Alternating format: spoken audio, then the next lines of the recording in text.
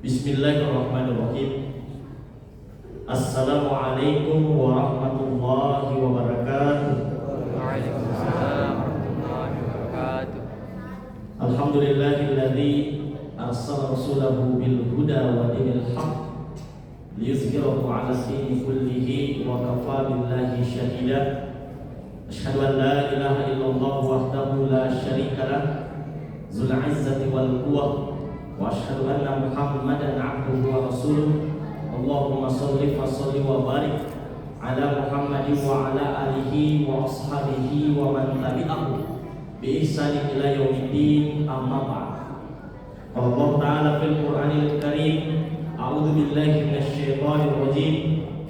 Innal ladzina qalu rabbuna Allah tsumma istaqamu tatanazzalu 'alaihimul malaikatu alla takhafu wa la tahzanu wa abshiru bil jannati allati kuntum tu'adun.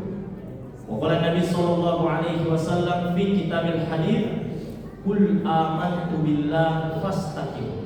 Shadaqallahu adzim wa shadaqa rasuluhun nabiyul karim wa nahnu ala dzalika minasy syahidin wasyakirin walhamdulillahi rabbil alamin. Hadirin wal hadirat jamaah tarawih yang insyaallah dirahmati dan dimuliakan oleh Allah Subhanahu wa taala.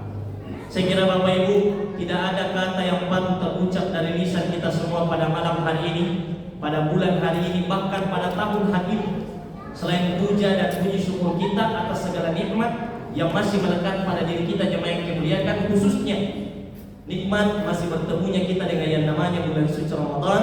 Dan alhamdulillah sampai dengan di malam ke-27 ini kita masih bersama-sama dapat melaksanakan ibadah kepada Allah Subhanahu wa taala. Oleh karena itu jemaah yang dimuliakan, kami berwasiat kepada diri kami pribadi dan kepada seluruh jamaah sekalian, mari Bapak Ibu senantiasa kita maksimalkan, optimalkan sisa-sisa Ramadan, detik-detik terakhir dari bulan suci Ramadan yang kita dapatkan tahun ini untuk betul-betul mampu terutama dalam bulan suci Ramadan. Oleh karena Bapak Ibu, mohon maaf Pak, tidak ada jaminan di antara kita ini Bapak Ibu masih akan mampu bertemu dengan Ramadan di masa-masa mendatang.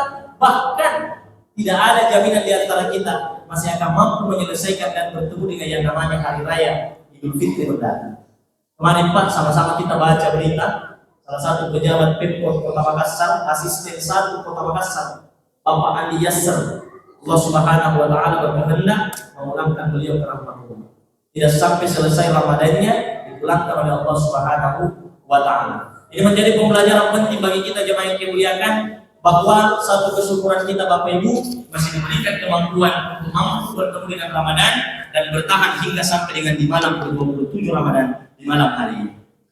Hadirin wal hadirat jamaah tamu yang dimuliakan oleh Allah Subhanahu wa taala. Tak terasa Bapak Ibu, kita sekarang telah berada di penghujung akhir Ramadan kita. Satu harapan kita jamaah yang dimuliakan, semoga amal ibadah yang telah kita laksanakan mulai dari awal Ramadan, pertengahan Ramadan, bahkan dengan sampai dengan akhir Ramadan ini, Allah Subhanahu wa taala berkehendak dan berkenan menerima seluruh amal ibadah yang kita laksanakan. Karena satu hal yang paling kita khawatirkan jemaah yang dimuliakan, jangan sampai telah begitu percaya diri kita melaksanakan amal ibadah kepada Allah khususnya dalam bulan suci Ramadan ini dengan satu pernyataan bahwa segala amal ibadah kita telah diterima olehnya, Pak. Akan tetapi justru Allah menyatakan tidak ada satupun amal ibadah kita yang diterima. Oleh karena itu jemaah yang dimuliakan, Nabi saja Pak yang merupakan manusia yang paling maksum, terhindar dari segala macam noda-noda dosa. Bahkan beliau diberikan kemuliaan oleh Allah Ta'ala masuk ke dalam surga yang paling pertama. Tidak sampai di situ, diberikan kemuliaan oleh Allah Subhanahu wa taala mampu memberikan syafaat kepada kita umat-umatnya. Masih tetap senantiasa meminta kepada Allah wa amalan mutaqabbala. Diabadikan dalam satu doa yang diajarkan oleh Rasulullah sallallahu alaihi wasallam dalam riwayat Imam Ibnu Majah nomor hadis 925. Nabi setiap memulai aktivitasnya di pagi hari, beliau selalu meminta 3 hal kepada Allah. Allahumma inni as'aluka ilman nafi'ah, diberikan ilmu yang bermanfaat, wa rizqun thayyibah, diberikan rezeki yang baik, lalu yang terakhir wa amalan mutaqabbala, wa amalan maqbula, Nabi bermohon kepada Allah agar diterima seluruh amal ibadah. Ini memberikan kita satu pembelajaran penting jemaah yang dimuliakan, bahwa Nabi saja Pak minta kepada Allah diterima amal ibadahnya. Begitu pula dengan kita jemaah yang dimuliakan, yang sama sekali tidak ada jaminan bahwa amal ibadah kita akan diterima dan telah diterima oleh Allah Subhanahu wa taala.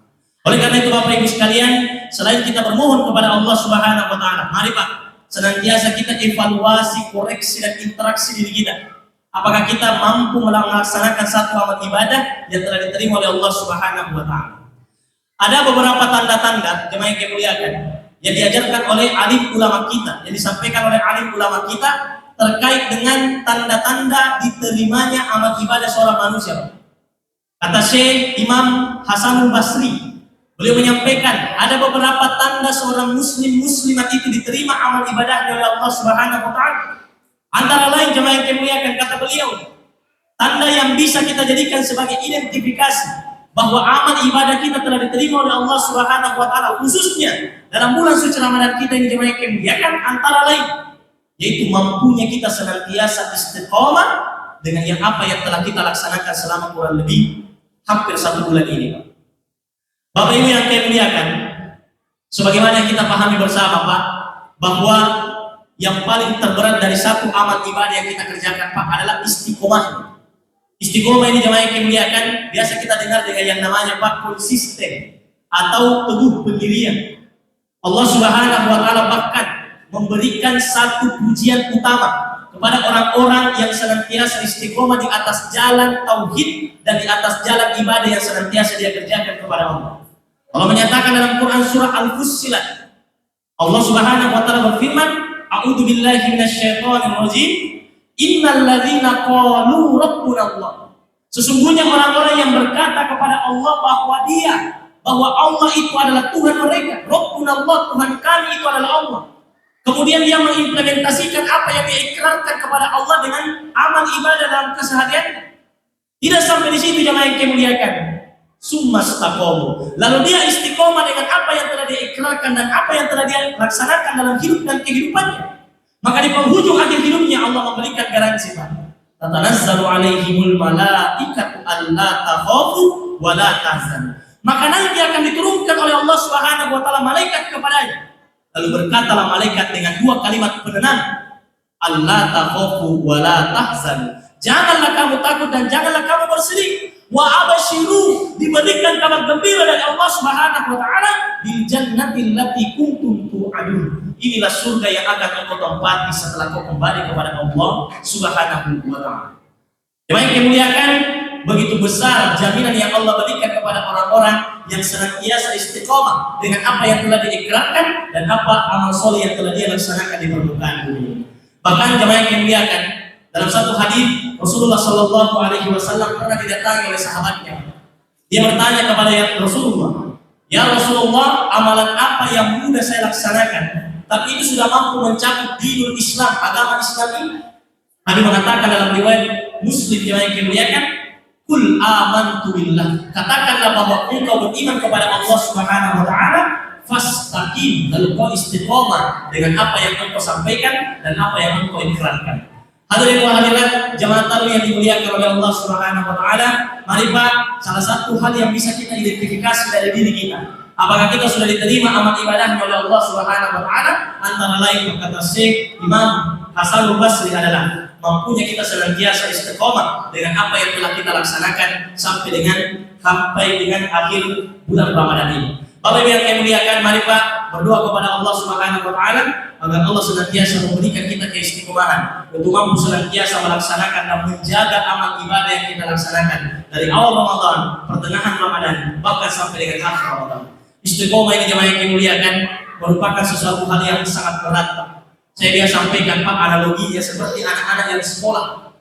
Anak-anak yang sekolah itu Pak, untuk menjadi ranking 1 di dalam kelasnya itu mudah Bapak Ibu. Untuk mendapatkan yang namanya juara kelas di dalam kelas Pak itu mudah. Tapi mempertahankan ranking 1-nya, mempertahankan agar dia tetap juara kelas dari semester ke semester, itulah yang berat. Melaksanakan sholat tarawih di awal Ramadan mudah, melaksanakan sedekah di awal Ramadan mudah. Tapi mampukah kita istiqomah? Mampukah kita senantiasa teguh pendirian dan senantiasa konsisten dengan apa yang telah kita kerjakan dari awal Ramadan sampai dengan penghujung bulan suci Ramadan? Mari yang lain kemuliakan, senantiasa identifikasi diri kita. Apakah kita masuk kategori orang-orang yang diterima amal ibadahnya oleh Allah Subhanahu Wa Taala berdasarkan pendapat dari Syekh Imam Hasan Al-Basri tadi.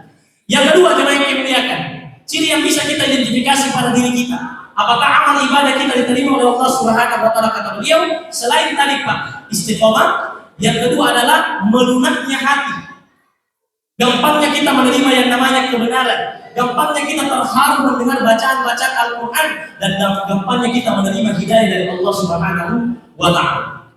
Jemaah yang dimuliakan, kurang lebih hampir 1 bulan lamanya ini Kak, telah kita dilatih oleh yang namanya bulan suci Ramadan, bagaimana caranya menterapi hati kita. Ini disebabkan jemaah yang dimuliakan oleh karena salah satu sifat yang dimiliki oleh Ramadan itu Pak adalah junnah. Kata Rasulullah SAW, as-siyamu junnatun. Ada junnah, ada jinnah, ada jannah Pak. Ini hampir sama katanya Bapak Ibu, tapi berbeda maknanya. Akan tetapi Bapak Ibu sekalian perlu kita pahami Pak, bahwa segala bahasa Arab yang diawali dengan huruf jim dan nun itu artinya tersembunyi Pak. Kata dasarnya itu. Contoh Bapak Ibu, kata jinnah. Jinnah itu artinya tersembunyi, jin. Jadi memang Bapak Ibu sekalian, akar kata atau sifat asli yang namanya jin itu kan tersembunyi. Jadi kalau ada jin yang menampakkan dirinya Pak, itu tidak sesuai dengan namanya. Kebalikan dari al-jin itu Pak adalah al-ins, kita manusia Bapak Ibu sekalian. Ada namanya jannah. Jannah artinya surga. Mengapa surga disebut sesuatu yang tersembunyi? Karena memang belum nampak di permukaan bumi ini. Maka sebagian alim ulama kita menyatakan, Pak, apa yang terfikirkan dari kepala kita, yang terbesit dari pikiran kita terkait dengan bentuk dan bagaimana bentuknya di surga, tidak akan pernah sama dengan apa yang akan kita peroleh di yaumil akhir. Makanya disebut dengan nama jannah, tersembunyi. Begitu pula dengan junnah, jemaah yang dimuliakan. Junnah Pak artinya perisai. Perisai yang tak terlihat tapi mampu kita rasakan bersama manfaatnya. Jemaah yang dimuliakan, Allah Subhanahu Wa Taala melalui ibadah puasa telah melatih hati kita untuk memperisai dari segala macam-macam noda-noda dosa dan noda-noda yang mampu membuat hati kita menjadi kaku dan keras. Oleh karena itu jemaah yang dimuliakan, mari Pak, kurang lebih 1 bulan lamanya telah dilatih hati kita untuk menjadi lunak, maka waspadalah dengan yang namanya penyakit hati yang paling banyak membuat hati kita manusia ini menjadi keras Pak. Apa penyakit hati yang paling banyak membuat manusia menjadi keras hatinya? Antara lain kata Imam Al-Jauziyah Pak, yang paling pertama adalah kesombongan. Yang paling banyak merusak dan membuat hati menjadi kaku serta menjadi membatu Bapak Ibu adalah yang namanya takabbur, kesombongan. Kenapa ini yang paling banyak Bapak Ibu sekalian? Karena ini pula apa pintunya yang paling banyak masuk ke dalam hati kita. Apa pintunya kesombongan? Satu Pak, kesombongan terkadang datang melalui pintu pangkat dan jabatan. Yang kedua, terkadang kesombongan datang melalui pintu harta dan benda.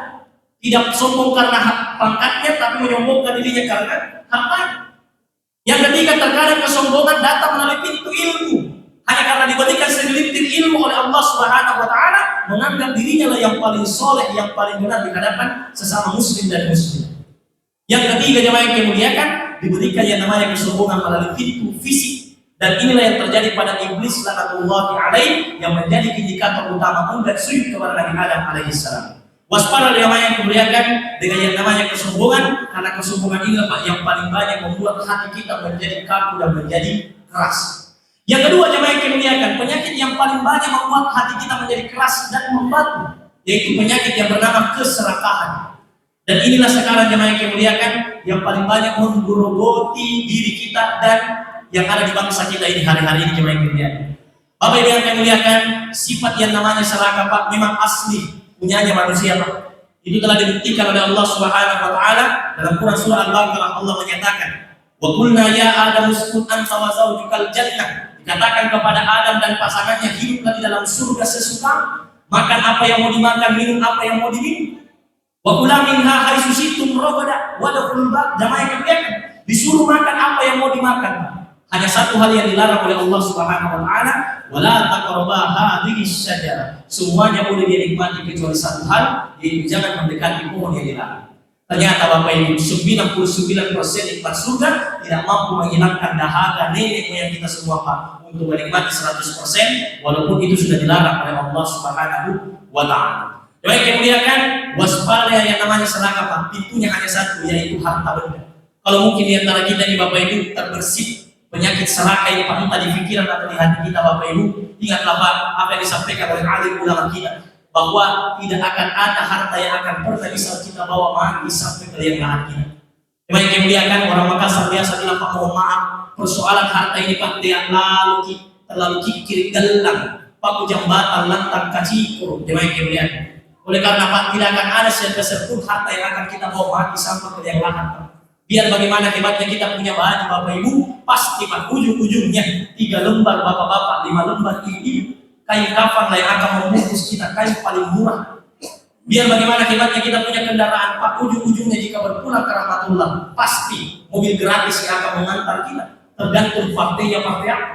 Dan biar bagaimanapun hebatnya kita punya rumah Bapak Ibu, ujung-ujungnya Pak 2 kali 1 meter lah rumah terakhir kita yang akan kita jadikan sebagai tempat istirahat kita. Bapak Ibu yang saya muliakan, ini mungkin Pak 2 hal yang bisa kita jadikan sebagai bahan evaluasi menutup Ramadan kita di tahun ini. Semoga 2 hal ini tidak ada pada diri kita jemaah yang muliakan, dan semoga Allah Subhanahu wa taala menjadikan diri kita ini bagian dari orang-orang yang senantiasa diterima amal ibadahnya melalui segala sesuatu yang telah kita laksanakan di siang hari dalam bulan suci Ramadan, begitu pula di malam harinya melalui qiyam Ramadan. Dan semoga jemaah yang muliakan, Allah jadikan 2 sifat atau 2 tanda orang-orang yang diterima amal ibadahnya ini masuk kategori dalam diri kita sampai dengan nanti datangnya ajal menjemput kita semua. Hadirin wal hadirat jemaah tamu yang dimuliakan oleh Allah Subhanahu wa taala, mungkin ini Bapak Ibu yang dapat kami sampaikan. Lebih dan kurangnya mohon dimaafkan Pak. Jika ada yang benar itu mutlak datangnya dari Allah Subhanahu wa taala, dan jika ada yang salah Bapak Ibu itu mutlak datangnya dari diri kami pribadi selaku manusia biasa. Akhirul kalam, nasru min Allah wa fathun qarib wa basyiril mu'minin lillahi bisaril haq fastabiqul khairat. Assalamualaikum warahmatullahi wabarakatuh.